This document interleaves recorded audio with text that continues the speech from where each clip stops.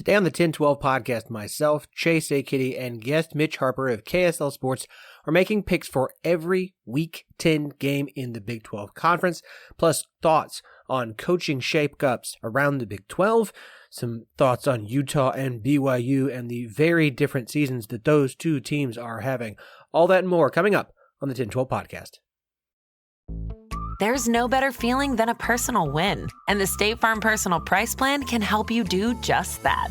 Talk to a State Farm agent today to learn how you can bundle and save with the Personal Price Plan. Like a good neighbor, State Farm is there. Prices are based on rating plans that vary by state. Coverage options are selected by the customer. Availability, amount of discounts and savings, and eligibility vary by state. This episode is brought to you by Allstate. Some people just know they could save hundreds on car insurance by checking Allstate first. Like, you know, to check you have the tickets in your wallet first before you drive 2 hours to the big game. Seriously, you had one job. Now the closest you'll get to the 50-yard line is parking lot D. Yeah, checking first is smart.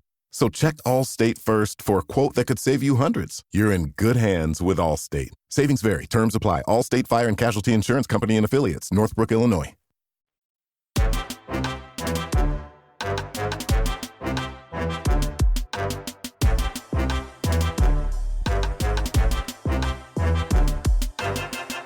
Welcome to the 10-12, the podcast that covers all 16 teams in the Big 12 Conference.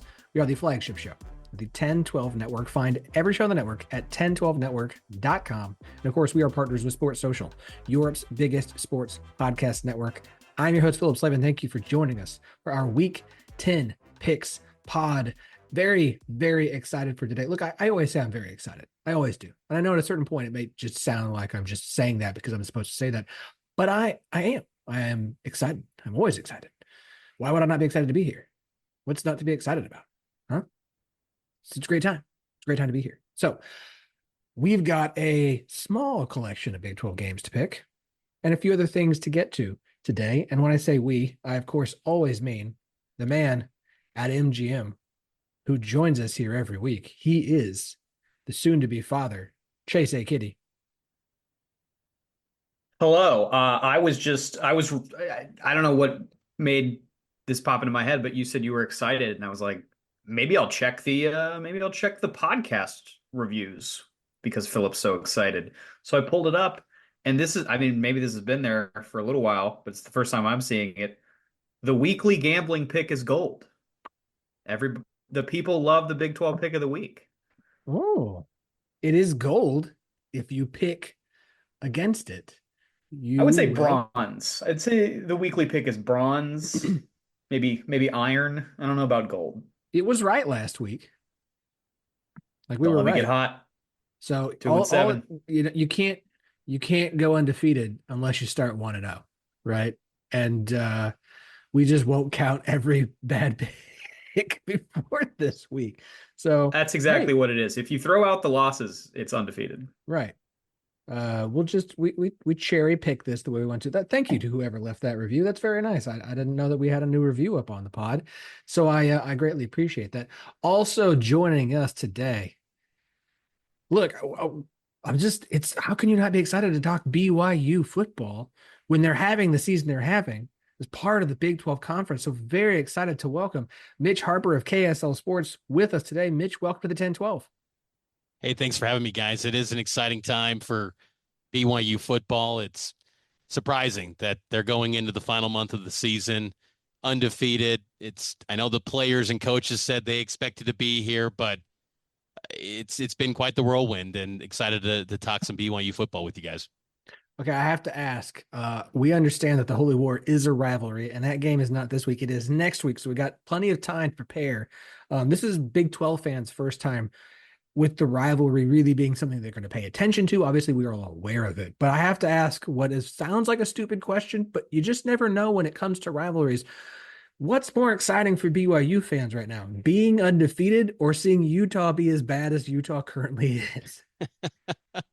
It's a good question. I mean, I think it's still BYU being undefeated, but man, they are living life. It's the high life right now. It's kind of like the golden era of a replay of what it was when Lavelle was taking BYU to new heights back in the 80s. And So BYU fans are living large right now, but this team's success has caught them by surprise, and they're enjoying the ride. And to now get ready for the Utah game, where we all thought there was going to probably be an undefeated team and someone fighting for bowl eligibility.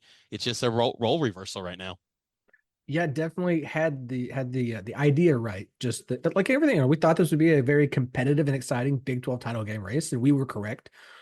We just all got who was going to be in the race incorrect. So, I give us at least 50, it's like a 50% win, right? 50% is good. When it comes to betting and gambling, 50-50 is solid, right, Chase? You'd rather be 50-50 than, 40-60?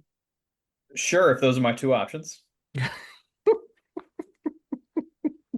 Okay. Before we dive into a few different things, Mitch, we start this show off each week by asking our guests a question, because our good friend Chase A. Kiddy is going to be a first-time father soon, come December, to twins, no less, and just found out today that in the middle of this, he and his lovely wife have decided to remodel their home. So they're going to have a home being remodeled while they have twin newborns. So, I mean, I don't, is there anything else that we can throw on your plate there, Chase, just to make things a little more interesting?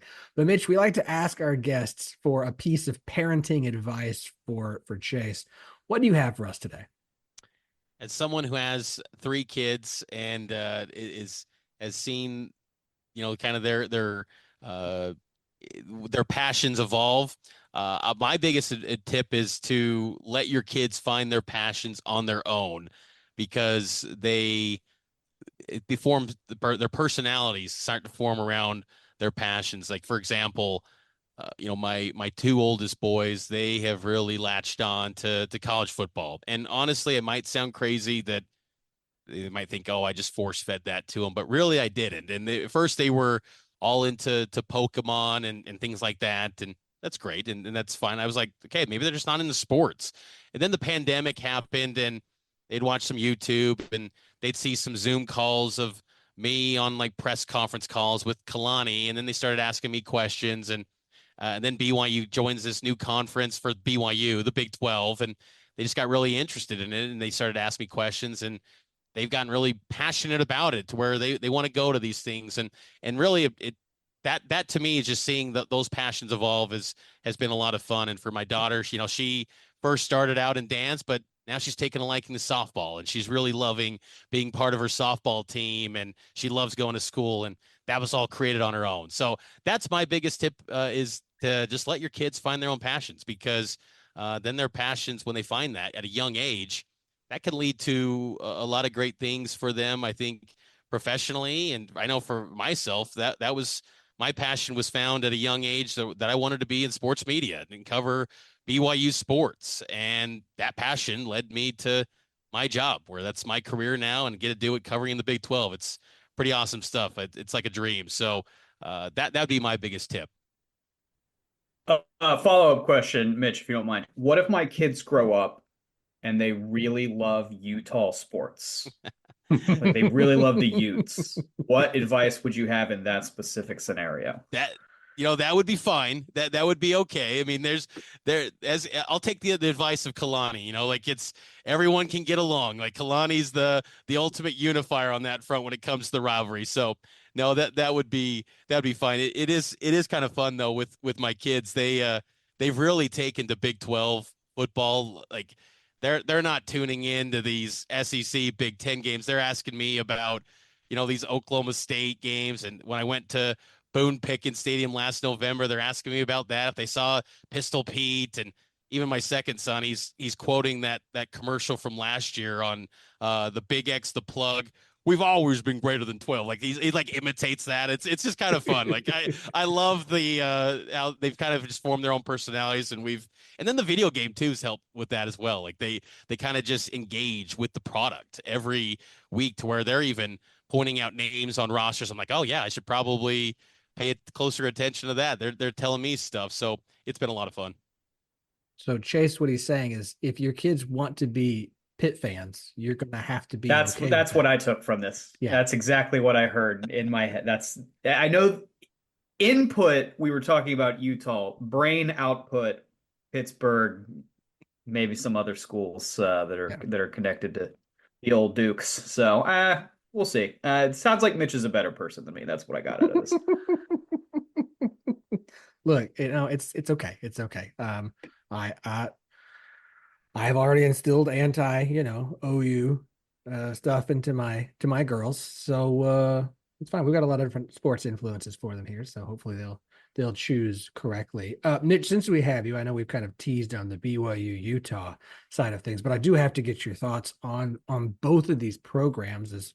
As Big 12 fans, we're still getting to know them. BYU, yes, this is year 2, but we're still getting used to this program and this fan base. I mean, every time I turn around, I'm seeing stories that are just like, what's happening? Kansas State fans completely don't know what to do when BYU fans are being nice to their team, and you hear Avery Johnson like they're like complimenting me. I don't know how to, it's like it's the reverse psychology. They don't know how to handle it. You're giving out donuts and ice cream left, right, and sideways. It's like, well, they're just friendly, and you hear like Utah fans like, no, they're the worst, and you're like, but they're nice to us. They just don't like you. So maybe it's not that they're bad. It's just you. And then you get Utah, who fan base was very confident in coming in and running the Big 12 right away. And there is no Big 12 fan outside of Utah who has not made sure at this point to remind them of the vibrato and gusto and confidence they had when joining this conference. Again, you can have that confidence. Just understand that if it doesn't deliver, bookmarks exist on Twitter for a reason. So just what are your thoughts on BYU and Utah so far into this season? BYU has, they've done a great job of retaining their roster from this past offseason. No one pretty much left the roster, and that continuity and that culture has shined through for BYU. And you honestly wonder if it's a little bit of a blueprint going forward for many Big 12 teams around this conference, that culture can outweigh, NIL paychecks, can outweigh, some of the media rights money. That narrative keeps getting hammered out that just because the SEC and Big Ten make more media rights, it's a better league. Can culture win out? And for Kalani and BYU, it's winning out in a big way, to where, the BYU teams of old, they'd go to, Waco and play Baylor after riding high, hot start after a big win over K-State. Total letdown spot historically for most BYU teams. They jump out to a 21-0 lead and really took care of business. They held on at the end, but took care of business. I mean, anything that you want to point to is a trend that says this is the spot where BYU, gets proven to be a fraud. They have passed with flying colors. And, a lot of the credit goes to Jake Retzloff, the quarterback spot. And, going into the season, it was a debate. And in fall camp, it was Gary Bohannon, Jake Retzloff, and there were stretches in fall camp where it felt like Gary Bohannon was the better quarterback. And then Jake turned it on in those final 2 weeks, and he did look great in those final 2 weeks of camp. And he created enough separation, and he's just taken off and ran with this position. And BYU now is in a spot where they're just playing with so much confidence, yet they still have this chip on the shoulder. So it's been pretty impressive to see, and a lot of credit goes to Kalani Sitake, because he faced his doubters even locally, but nationally too, on being on some, hot seat boards and watch lists, if you will, going into the year. And for Utah, the culture felt like it was already established, that, their talent and their culture, like of being a consistent program. I mean, people forget though, like they've had some years where they had 3-4 losses annually, even those years going to the Rose Bowl, but you just knew that they were going to be, you felt like they were going to be one of the top teams in the league. At least I put them in my preseason poll at 4, because I thought there was going to be some losses, but I just thought that their depth will be able to withstand the injuries that they suffered last year. But this team was built on one guy, Cam Rising. And it feels like his absence, when we talk about culture, it's been a little bit fractured to where there's no answers right now. And the offense has struggled mightily. And I felt that the quarterback position in particular was going to be a point of strength for Utah, even beyond Cam Rising. I thought Isaac Wilson was going to be a stud, and I think he's still got a bright future ahead. I do, but it's just not looking good right now. And then he goes out for Brandon Rose. I thought the options were going to be better than Utah's ever had. Utah historically has always been a running back program where they've been very limited at the quarterback position. And that was just a miscalculation completely, where their quarterback depth is non-existent. And Cam was, clearly, once he hit that Gatorade cooler, it was downhill from there. And then the Arizona State game, it was a bottoming out situation for him, and he's out for the year. So Utah has struggled, and I think this feeling of you wonder if part of them being told by their fans and boosters just they're going to waltz in this league. This is the weakest schedule they face since being in the Mountain West. Maybe that got to their head. I don't know. I don't think that would get to the head of Kyle Whittingham, but it's hard to pinpoint exactly what the issue is with that team. But it just feels like their culture's a little bit fractured compared where you thought it would be a real point of strength for this group. It's been wild to see. Both fan bases have been fun.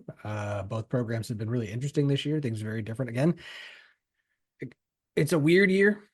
Like this is every year, national media is trying to find the next 2007. They've been looking for it ever since 2008. Everyone thought it would be 2020. COVID doesn't count, folks. This is the first time I think you've had enough upheaval and unusualness in college football with coaches leaving, coach moves, realignment. It's been so impactful that it's created just this very unique year that's been exciting for some, frustrating for others. And I think for anybody from just the outside looking in, it's been a lot of fun if you really just sat back and enjoyed the ride. So will be interesting to keep following both programs, both this year and moving forward here in the Big 12.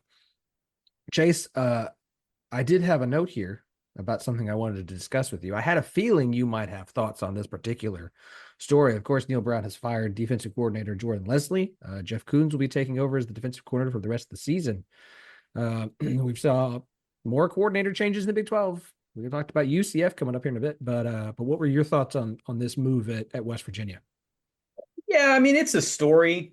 I think it's probably a little less of a story than people want it to be. I think in Morgantown they have wanted this move for a while, but Morgantown wants to fire everybody the last 3 or 4 weeks, and I think I've been thinking a lot about energy absorption with frustrated fan base, especially in the context of NFL handicapping. But it's a conversation point for college football too, arguably more interesting on the college level.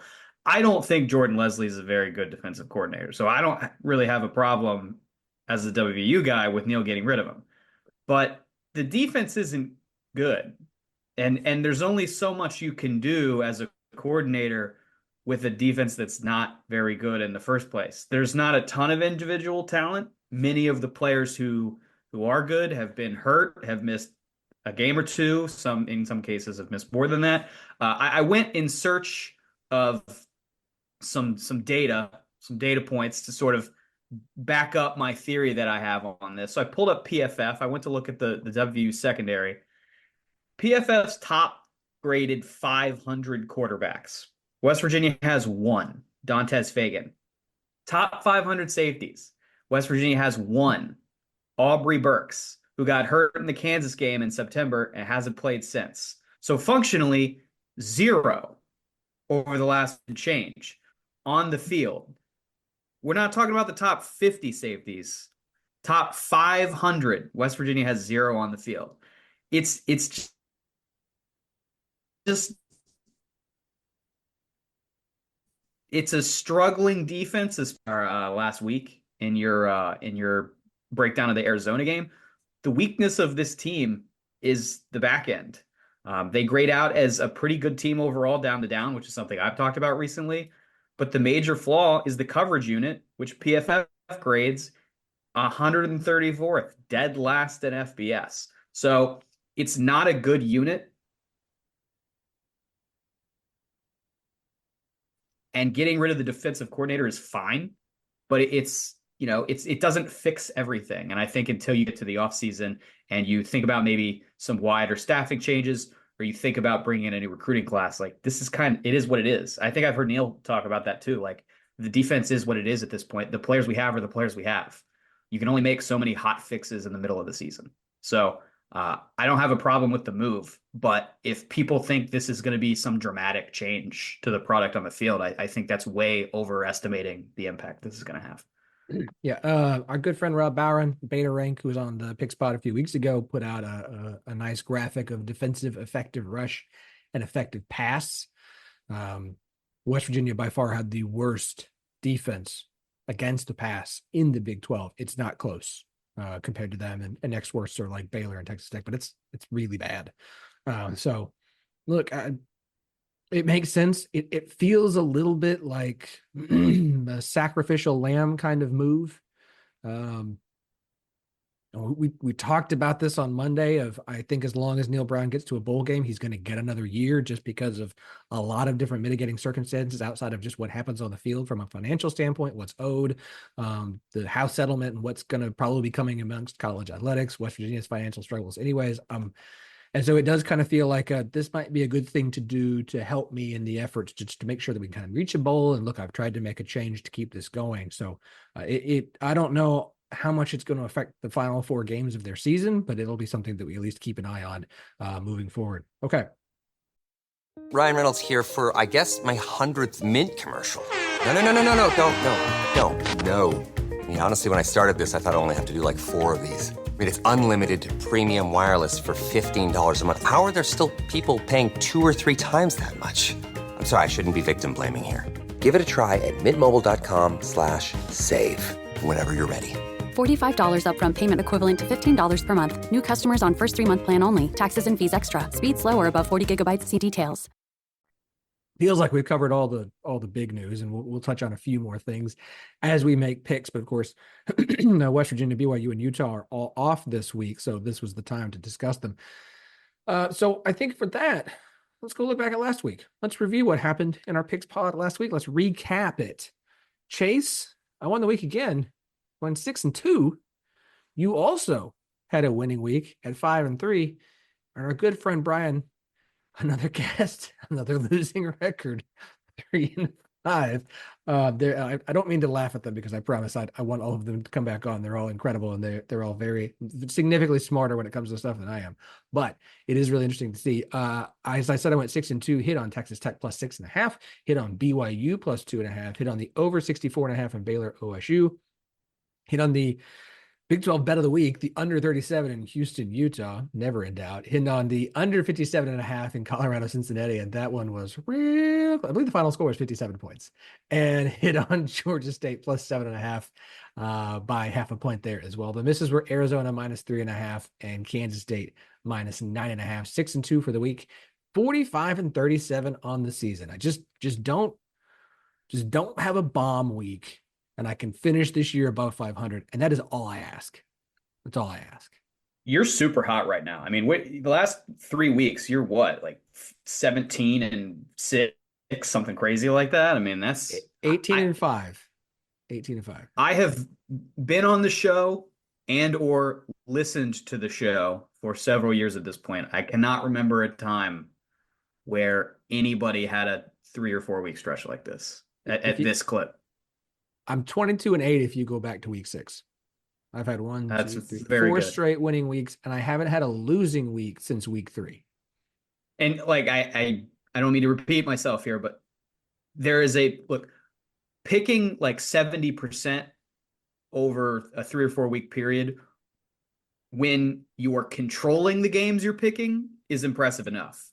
Picking the whole board in a conference and at that clip is basically impossible and unheard of. So, I mean, you deserve a lot of credit for that because that is a very impressive. You've just doomed me to a 1-5 week. So I'm my guess is you will probably pick at an 80 to 90% clip for the entire rest of the season. I think you're going to just go on a tear here, and I'm gonna say it. You're not going to miss a pick this week. Oh God, Chase, you're Chase went 5-3, hit on BYU plus 2.5, hit on Baylor plus 6.5, West Virginia plus 3, or Baylor minus 6.5, forgive me. West Virginia plus 3.5, under 37 in Houston and Utah, and the over 55.5 in Kansas State, Kansas. The misses were the under 66.5 in TCU, Texas Tech, Cincinnati plus 5.5, and Eastern Michigan minus 2.5. 5-3 on the week, 42-40 on the season, above 500, sir. Yeah, but let's go back to you and how good you're doing. I mean, I'm throwing everything I got into this.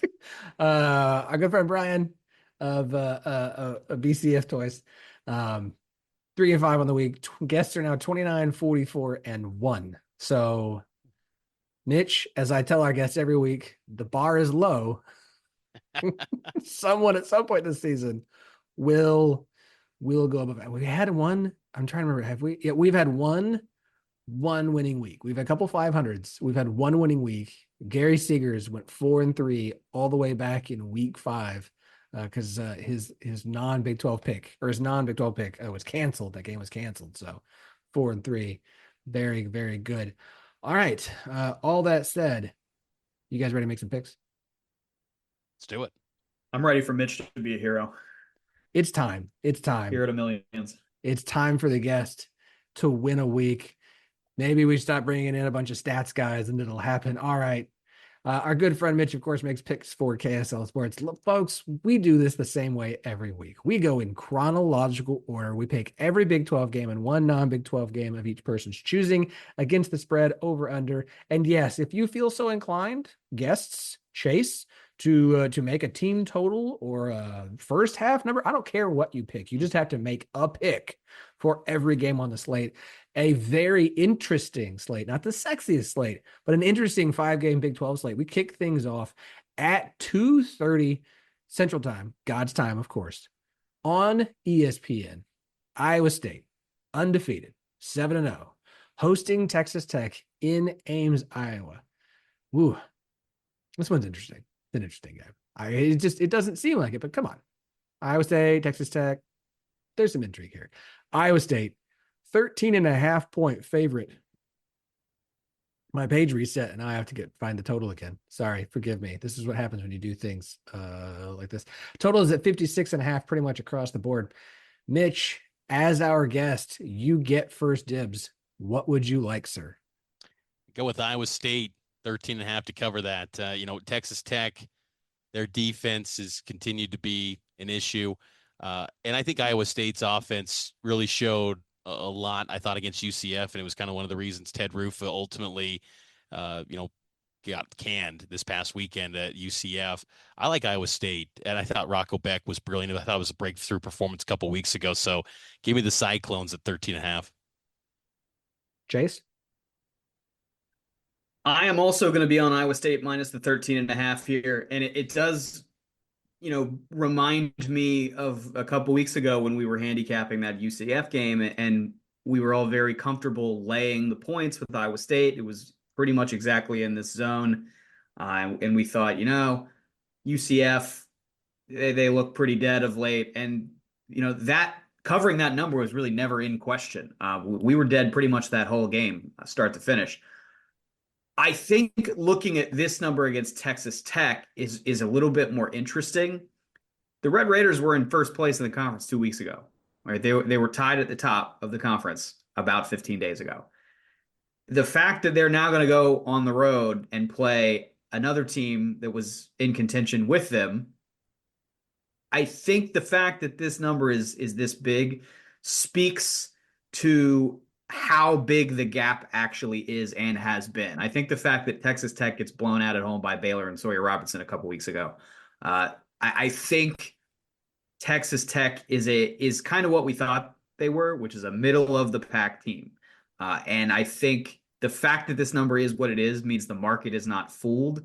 And especially when you're handicapping college games, I think a bigger number like this, you should not be afraid to lay double digits. So not a bet for me in real life, but in this particular week where I think a lot of the games are difficult to try to cap, this is one where I'm a little more comfortable laying points and picking a side here, because we got some that are coming up where it's just pulling your hair out trying to figure out where to go. So a couple things. I want to mention Rob's graphic again in defense. We mentioned West Virginia's defense is bad. Just comparing these two, Texas Tech is above average in rushing defense. They're third in the Big 12, according to Beta Rank, behind Kansas State and West Virginia. But in a passing defense, they're basically tied with Baylor for like second worst. Iowa State has the best effective pass defense in the Big 12, and it is not close. Rushing defense, middle of the pack, but it is above the overall like national average. So you're feeling pretty good there. Baron Morton's banged up, but he is expected to play on Saturday. Obviously, they still have Taj Brooks, one of the best running backs in the Big 12. But I just, like last time when games were the weird games, the UCF game, right? The BYU Oklahoma State game. The road team was coming off of a week off and had an extra time to prepare. This time it's Iowa State who's coming off the week off. And their offensive coordinator has made comments about, he was asked about the week off. We looked at where we have been making mistakes and where our gaps are and where our opportunities to improve. And that's what we've been working on. And that's a benefit of a team that's playing really well, to be able to say we've been going in and trying to tweak things, because we feel like most things are good. We just need to go in and start fine tuning things that have not been effective, as opposed to like if your whole season is going to crap in a handbag and you've got to figure out how to fix all these sorts of things. It's a lot easier when you're fine tuning stuff. So you get Iowa State off of a week off at home, hosting a Texas Tech team who is absolutely reeling and doesn't play as well on the road under Joey McGuire anyways. Less than 2 touchdowns seems very reasonable. Now, I hate picking Iowa State minus 13.5 because we're all aware of the consensus curse here on the 10-12 podcast of when everyone agrees we have just gifted the opposing team a cover. So, like, if I take Iowa State, congrats Texas Tech. Everyone listening, immediately go and put money down on your kids' tuition down on Texas Tech plus 13.5, because it's pretty much always going to hit. But I just, so much about the vibes of this situation are, I don't see the situation where Texas Tech has a great game in this one. I just don't. And it's not even like, well, it could be close. I don't. Like, TCU is a weird team. Texas Tech had no business blowing that game in the way they did. Baylor's looking a lot better. Texas Tech at home after week off had no business. I start to wonder if the injuries at Texas Tech, I think there's more than they're even letting on. I know they're putting out an injury report. I wonder if some of these guys may be playing, but are way more banged up than we realized. Barron Morton's been up and down. It's a road game. Iowa State's at home. They've got a lot of opportunity in front of them. They understand what the opportunity is in front of them. I'll ride with you guys and doom us all. Iowa State minus 13.5. We got 3 afternoon games in the Big 12. Next one on our list here to pick. The other one today, or on Saturday, among the contenders in the conference, Houston. They're not the contender, forgive me. But Houston hosting Kansas State at 2:30 p.m. on Fox in Houston, Texas. This one, similarly, a very large spread. Kansas State, 13-point favorite on the road. Total in this one I got anywhere from 45.5 to 46.5, if that's something that you are looking at. Chase, you are up first, sir. What would you like here? Yes, this is the infamous game that made me text Phillip late at night. Hey, do we do team totals on this podcast? Because I could not figure out what I wanted to do here. So this is where I landed. If you throw out the TCU game, where the Cougars got 30 points out of Zion Chris, and TCU didn't have the tape to really prep for the game, Houston's offensive scoring has actually been pretty consistent, regardless of who's playing quarterback. 7 points against UNLV, 12 points against Oklahoma, 33 against a Rice team that fired their coach. Okay, fine. But then 0 points Cincinnati, 0 points Iowa State, 14 points Kansas, 17 points Utah. Houston scores 10 to 14 points pretty reliably.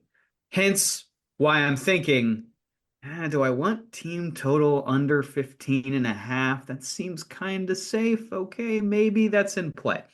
Not unrelated, Houston is 7-1 to the under this year on their game totals. Best mark, I believe, in college football when looking at unders. I do think on the over side of things, Navy is still a perfect 7-0. Kansas State here, obviously the better team, but I do think the offense can be limited by Houston's defense. I think they can maybe crack a couple field goals on drives that maybe should have been touchdowns. And that, if you're Houston, that might be the best chance you have at a win, is like sort of a moral victory of limiting Kansas State's offense to 27 instead of 45. So I'm going in the under direction here. I'm going to continue to play the trend with Houston. Under 46.5 is where I'm going to go. And I think maybe we get something akin to 31-13. Okay. I'll run through the numbers on this one because everyone has Kansas State by more than the number. SP Plus has Kansas State minus 19.4. TSU has Kansas State by 16.5. FEI has Kansas State by 16.1. Beta has Kansas State by 20.83. And Parker has Kansas State by 14.64. So consensus is Kansas State covers this number. The total is a little is mostly a cover, 51, 44.5, 49.8, 40.83, 50.30. I struggle with the number here because I kind of like last week, like, yeah, I like the under, but my concern is with the way Kansas State's offense has been playing. My concern is Houston does enough on offense to just push this one over. And so I don't want to touch the total.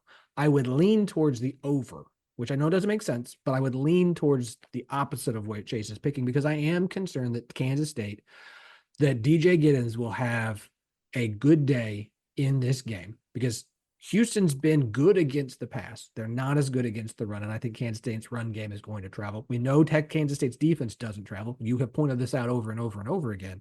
So my concern is that Houston puts up enough points for this to go over. And either way it goes, it's going to be close. So the side I'm going to take here is Kansas State to get the cover. I know they haven't been as good on the road. That's the vibe. That's the feeling. Remember, go to BYU and get Provo'd. Provo at night, folks. We say it all the time. But then they went to Colorado, and yes, it was a close game, but Kansas State lost like every single DB got hurt in that game. And they go to West Virginia, and they put it on West Virginia. I'm not as concerned about Kansas State on the road because I think basically I could argue that 2 of the 3 games, when healthy, Kansas State performed really well. You had a hard half against Colorado where you were hurt.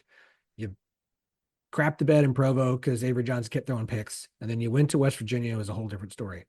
I think Kansas State can get this cover. It might be close. But the best option I have is actually a 12.5. And so I will take that Kansas State minus 12.5 in this game. Mitch? I'm with Chase on the under on the 46.5. You know, Kansas State, their stuff rate 25%. Stuff rate on defense. I think they're going to completely suffocate any hope of Houston having success on the ground.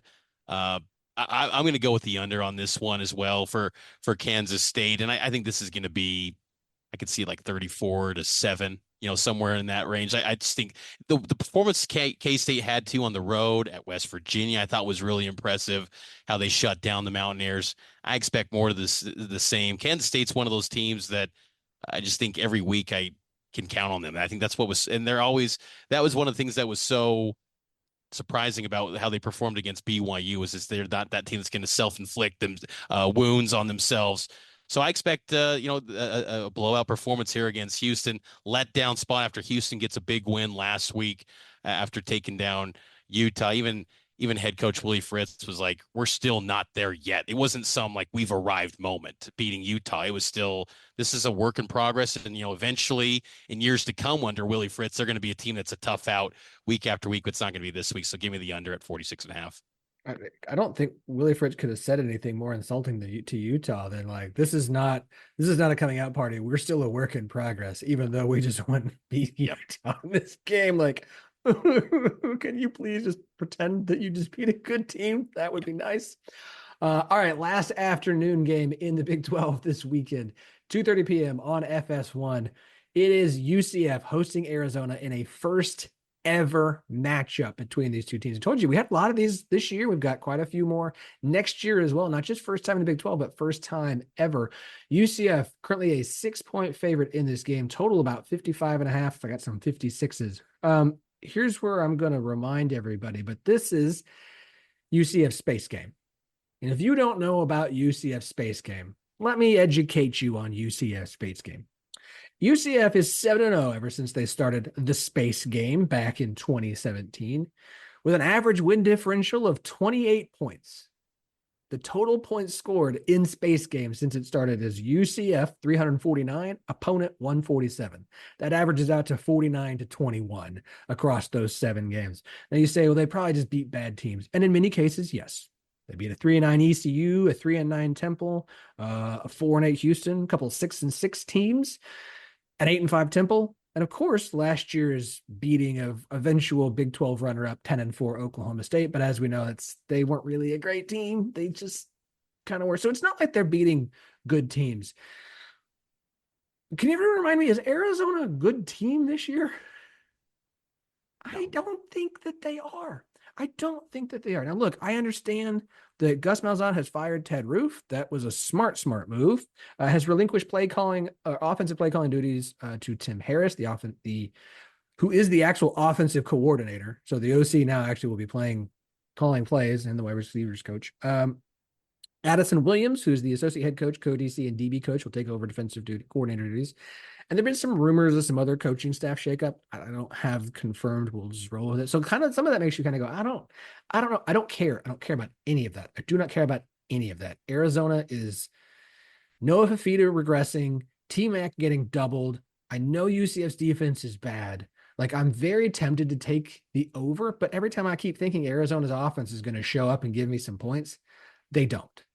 So it's the space game.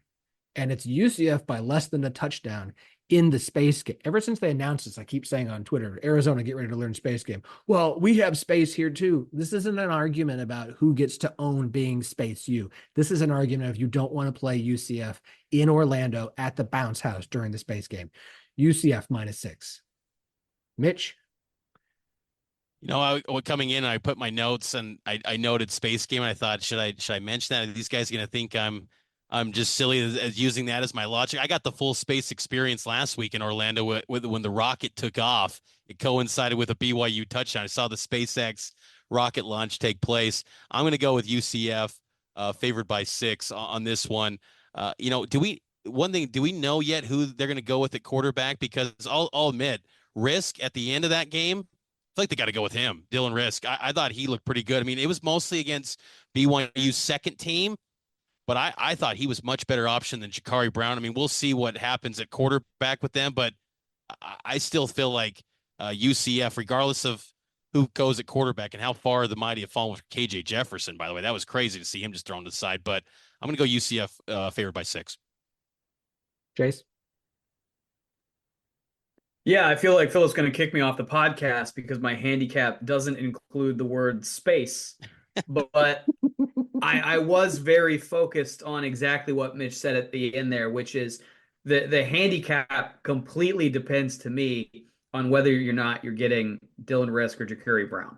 Because if you're getting Dylan Risk, even though I've seen a very small sample size, I'm pretty willing to lay under a touchdown to get UCF's run game at home with competent quarterback play that stretches out the defense a little more against an Arizona team that I think is pretty dead at this point. So I'm pretty interested in that. If it's Jakari Brown, I think he kind of just breaks UCF's offense. I don't think it works from what I've seen. And so at that point, I think the cap flips over to the Arizona side of things where it's a classic case that I point out here usually once a week of why would I ever give you those points? Like, why would I give you advantage with a fundamentally flawed product like UCF with Jakari Brown? And that's what I see. So I know I have to pick a side here. In real life, it's like I would never, ever, ever touch this game until I know the answer to this question of who's playing quarterback. I'm going to assume, because I have to pick a lane here. I'm going to assume they liked what they saw with Risk and they're going to play Risk. I am afraid that they yanked Brown and they just had to throw somebody else in. And so they weren't even necessarily trying to evaluate Risk, trying to see if he's the answer. They were just trying to protect the guy that they have chosen to go with. And so that's what I'm afraid of. But I will go ahead and lay the points here with UCF, and I'll take UCF -6. No. 2 consensus. Very homogenous podcast so far. One thing that's not homogenous is, of course, the apparel you will find at charliehustle.com. Absolutely incredible vintage, collegiate inspired apparel all across charliehustle.com's website. They have all 16 Big 12 teams with absolutely great gear. I'm not like the sweaters are super comfortable. It's the time of the year. You might as well start stocking up on hoodies and sweaters and long sleeve tees and anything else. So whether you're a BYU or a Utah or Arizona or a UCF or a Kansas State fan, whatever Big 12 school you are a fan of, they have something for you that is going to make you feel happier than probably your team this season. If you're one of about 6, 7, 8 teams, we'll just have to see. Don't worry, basketball season's almost here, so you're all doing just fine. And plus, they've got great basketball gear. So if you want something to show, no, I've already moved on for football. Football season's over. The ball tips here in like a week. Go to charliehustle.com. Use the promo code 101215, TEN1215, and get 15% off all non-sale items. Again, that's 101215, TEN1215, 15% off all non-sale items. Charlie Hustle, vintage made fresh. You know when you reach that age where everyone and their mother won't shut up about their credit scores, yet it seems like no one really understands what's so special about those 3 random numbers?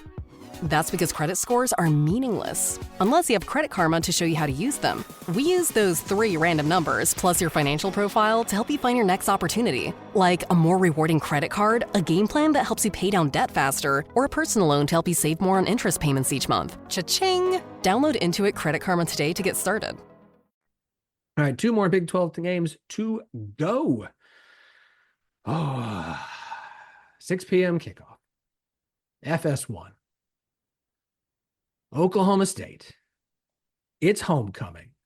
They're breaking out brand new uniforms as they do for homecoming, throwing it all the way back to the early 1900s.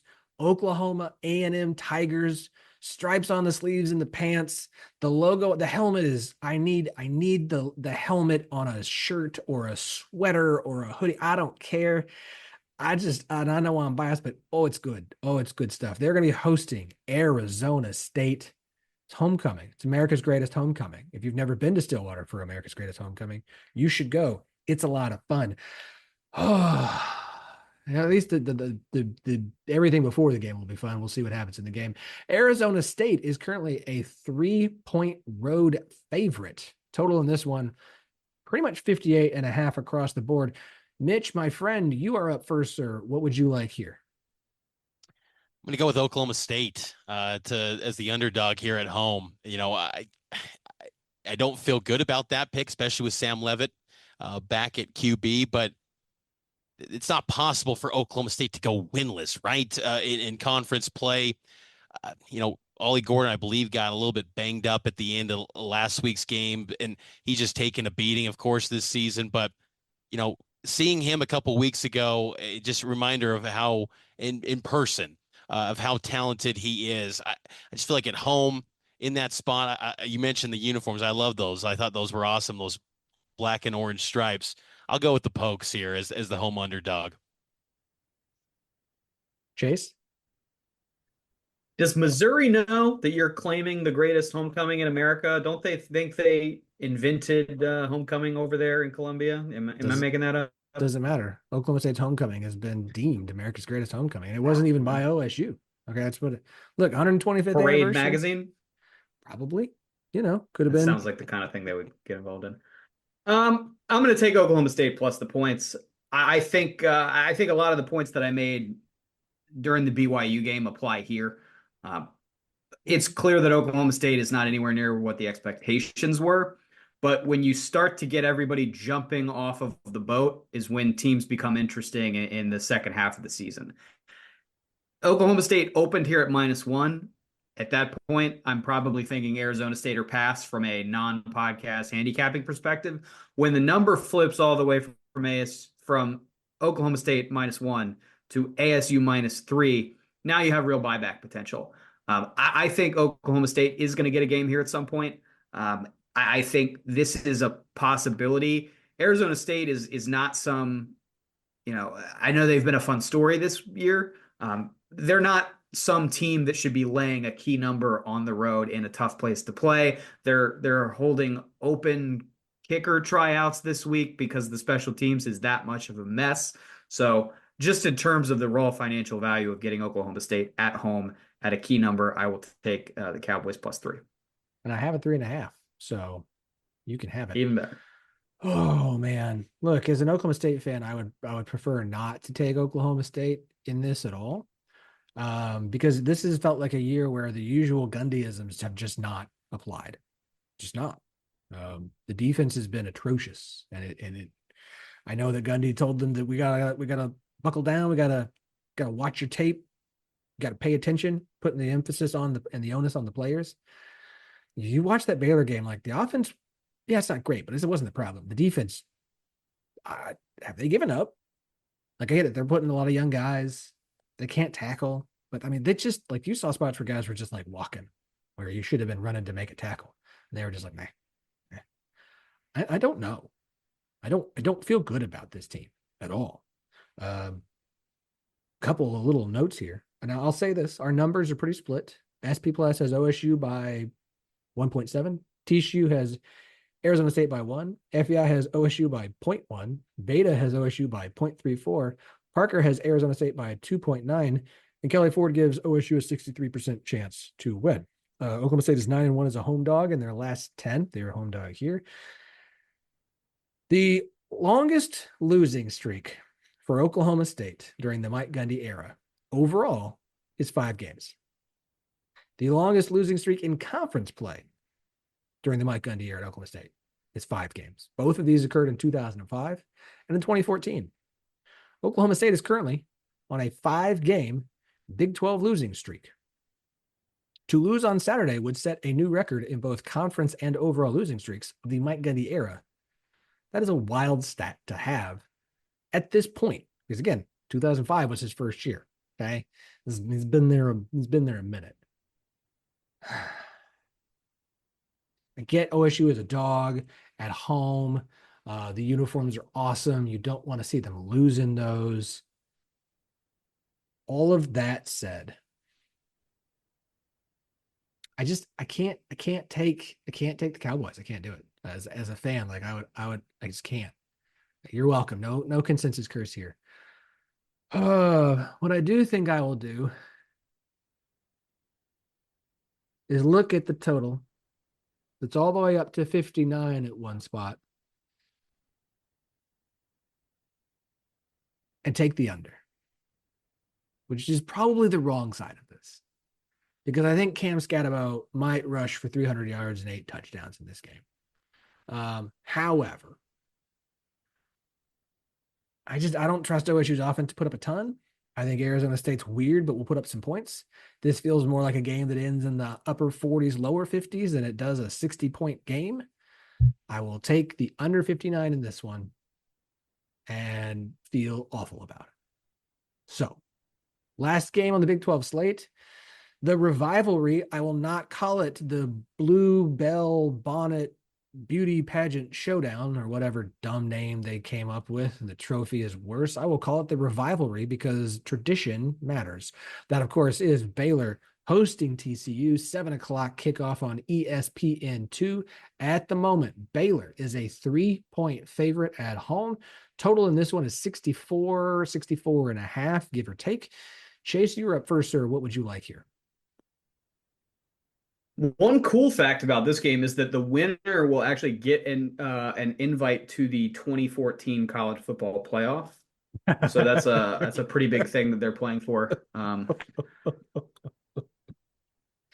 Baylor -3, better team, playing at home, better coach, better quarterback, better defense. I don't even know what the thought process is there. Like I get that I've been Captain Baylor the last month or so. And I think the market is pretty close to catching up and realizing that Baylor is actually pretty good. But yeah, I mean, this is a no-brainer for me. And this is your Big 12 bet of the week. Baylor -3. Let's do it. I mean, look, the offense has come on. It's good. Like, this is a good offense. This is a good offense. If you haven't watched any Baylor, like what they did to Texas Tech was like, okay, well, maybe it was a weird game, and then they put up points on OSU, and Oklahoma. OSU is terrible, but like TCU's last few wins have been fluky as all get out. Like, TCU is just a fluky team, and they've turned the ball over a lot. Baylor doesn't turn the ball over a lot. They do turn other teams over a lot, and TCU could probably score on every single drive as long as they don't throw an interception or fumble. And the way Baylor's offense is moving, I have no concern there. Now, Baylor's rushing game is the biggest weakness of this offense, but TCU's rushing defense is, believe the term I would use is atrocious. Okay, atrocious. It's not good. It's not awesome. So all of that, I think Baylor is probably the right side here. All but SP Plus favors Baylor. SP Plus has TCU by 0.3. So, I mean, flip a coin and there you go. They all favor Baylor. Baylor -3 is probably the right side here. God, I want to take the over 64 so bad. I just think there's going to be so many points in this game. Like this, what's going to happen is you're like, well, TCU only scored 28 points. Yeah, but that's because Baylor had 2 pick sixes because Josh Hoover threw the ball to them and they ran it all the way back.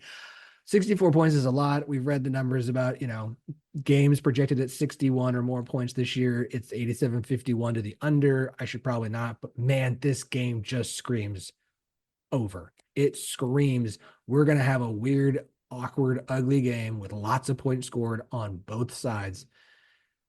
Overworked with Baylor last week. The offense is clicking for them. I get it at 64. Give me the over 64 in Baylor TCU.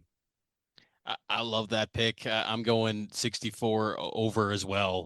Because I think the quarterback battle here, when these two quarterbacks, Sawyer Robertson and Josh Hoover, we've seen glimpses of these guys being brilliant to hit that over mark. And, Baylor, when you bring up the market's finally getting up to speed on them, it is interesting because their 3 losses are against 3 of the best teams in the league, Colorado, BYU, and Iowa State in league play. They lost to Utah earlier in the season, but 2 of those games were by 1 possession. And Sawyer Robertson, that was in the Colorado BYU weeks. He was settling in as the starter, and ever since, this has been a new football team with Baylor, to the point where it kind of feels like Dave Aranda, the hot seat might be cooling down. There's reports he's buying the suite for the 2013 Baylor team, Petty and that crew, to be there at McLean Stadium this weekend.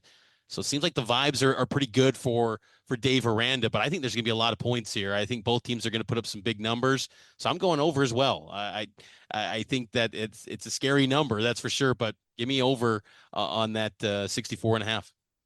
I said it on Monday, like Dave Aranda, kind of like Neil Brown, win a bowl game, you're back. Yeah. They like Dave Aranda. And again, like schools are concerned with the house settlement and the potential of having to pay players starting next year, that I think more schools will be hesitant to make firings this year if they can say we made a bowl game. That is the bar, is make a bowl game, or you've made significant progress over last year. But I get the feeling, unless people really want to pony up, there's going to be a lot of hesitancy this year to fire a guy who is coming off a bowl season, whether it's 6-7 or 7-6. Like, it's just, you're gonna hold off until you get some things figured out, unless you just have SEC and Big Ten money and you're just like, we don't care, we're firing them, Purdue.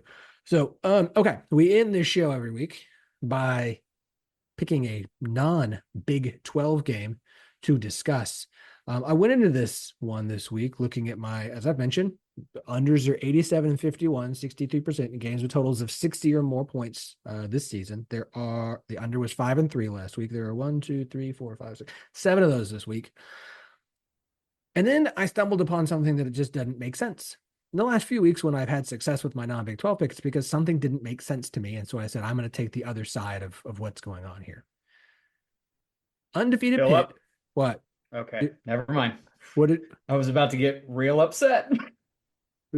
Well, now you're gonna have to tell me what you thought I was about to do here in a second. Yeah. Undefeated Pitt is going on the road to undefeated SMU, an SMU team who just beat Duke in overtime in a game where they lost the turnover battle 6-0. I don't know if that's ever happened in college football before, ever. I'm not saying SMU is not good. Like, they're undefeated for a reason, but they are a 7.5 point favorite at home.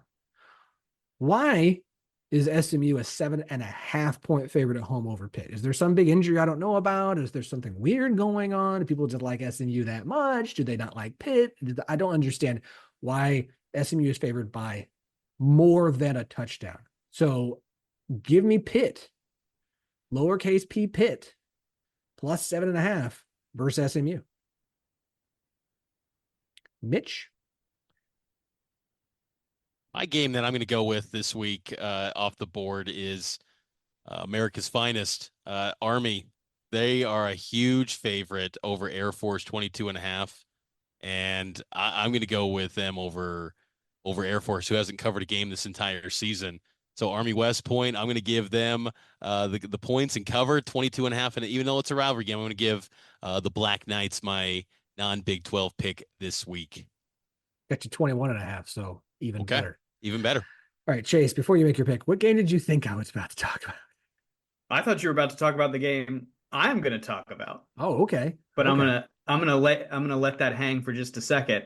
I think to circle back on both of you fine gentlemen's picks, I think SMU is very different with Kevin Jennings at quarterback. I mean, how many times can you spot? I know you were alluding to this, but I think you kind of framed it up as a negative. I think of it as a positive. How many times can you spot the other team on the road 6 possessions and still win the game? I mean, that's incredible. So I think SMU is just better than Pitt. That could be my bias, and I know people are going to think I'm talking about my Pitt.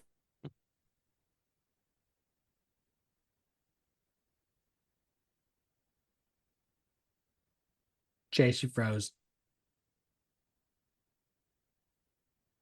Oh, we're so close to the end, too.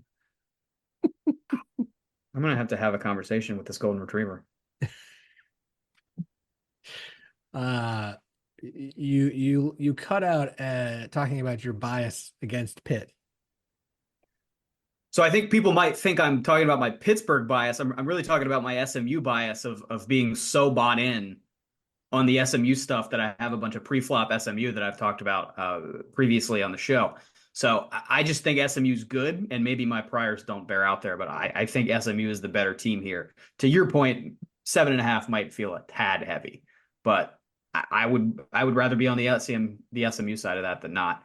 I love the Army pick. I have it myself in pocket. I also have Army over 41.5, and I've got a little same game parlay putting the two together. So I like that as well. Sometimes I mention more than one here, so my honorable mention is going to be Minnesota -3 at ranked Illinois. Same trend I've talked about a lot. Unranked favorite playing a ranked dog. So I like the Golden Gophers a lot this week, but that's not the weirdest number on the board. I don't think Phillip's game is the weirdest number on the board. The weirdest number on the board is Auburn Vanderbilt, because I don't know what this game is. Vanderbilt was in the top 25 a week ago. They played Texas in a one-possession game. They beat Alabama. They have a win over Virginia Tech in the non-conference. Vanderbilt is good. They are a full touchdown underdog at Auburn. Doesn't make any sense at all. It opened Vanderbilt 5. It spent the first half of this week at Vanderbilt +6.5. It is now going to Auburn -7, a full 7 at about half the shops I see. There's still 6.5s out there that you can get. I pull. It's kind of the same thing I talked about last week with the Baylor Oklahoma State game. I pull up the ticket splits. It's like 90% of the tickets are on Vanderbilt, because of course they are. People know that Vanderbilt's good. They saw the big splashy win over Alabama, and they see one SEC win. Auburn is laying almost a touchdown. Of course they're going to take the points with Vanderbilt, and yet it moves from open at Auburn -5 to Auburn -6.5 to now Auburn -7. There's reversed line movement, and then there's this. I mean, this is one of the strangest point spreads I can remember seeing this year. I will be on Auburn -6.5, and it is strangely one of my favorite bets of the year. It's just so weird. Okay, it is a weird number. I've just stayed away from Vandy because, like, I think it's the right side, but then you're just not sure. But okay, all right. Super public dog. I mean, that's an ultra public dog right there. So no, thank you, no interest. You want to take Auburn? That's your choice. I've got a 6.5 for you, so I'll get you the best number I can. I wouldn't go anywhere near that team, but I get it. It's weird. It is weird. I try to do the weird stuff. It's good. You know, look, we don't we don't kink shame here on the 10-12 podcast. So, you do with Auburn whatever it is you want to do with Auburn. Okay, y'all, this has been fun. It's a great time as always. Mitch, thank you so much for hopping on the podcast with us today, offering up your thoughts on BYU and Utah. For everybody who wants to continue to learn more about these two fantastic programs inside the Big 12 now, where can they find your coverage? Yeah, KSLSports.com is where you can go, and also on X, my handle Mitch_Harper. That's a great spot as well. Perfect. Chase, how's the NFL pod going? So happy you asked, Phillip, because we are coming into the final week of Q2, and we are 15-5 this quarter, and we are currently tied for 75th in the entire Circa Millions contest. We are in the money halfway through the season, and we are live with a strong week 9 here, and we'll sit down to record week 9 in about 4 hours. With a strong week 9, we will potentially win the quarter 2 prize. So I literally cannot believe this has happened. In my wildest dreams, I did not think this would happen.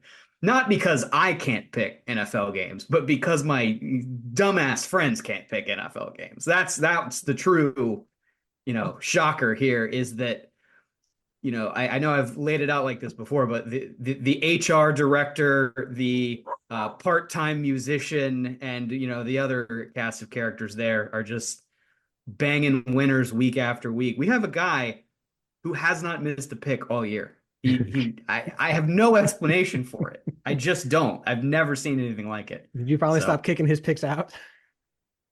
It wasn't me. It was Ethan, who ran our kind of ran point on the decision making for the first quarter. He has now been replaced by somebody that has a better quarter. Tyler is now running our picks, and he has thrown.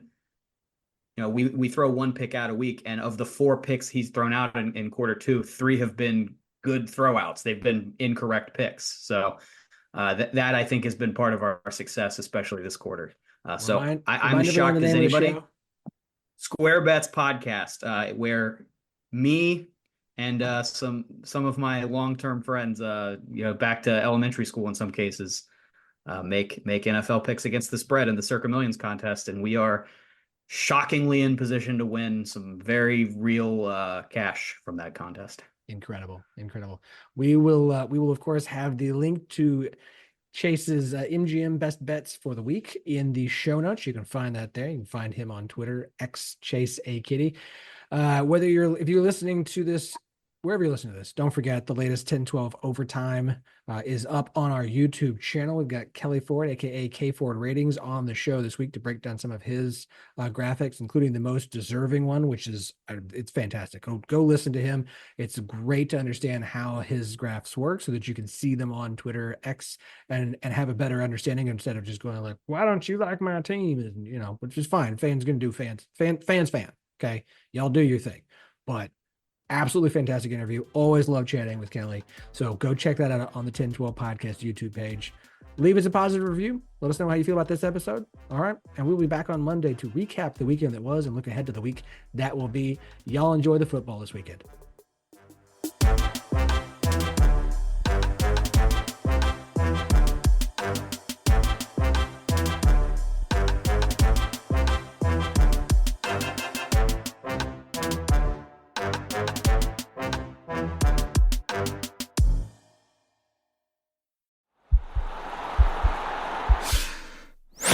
This podcast is part of the Sports Social Podcast Network.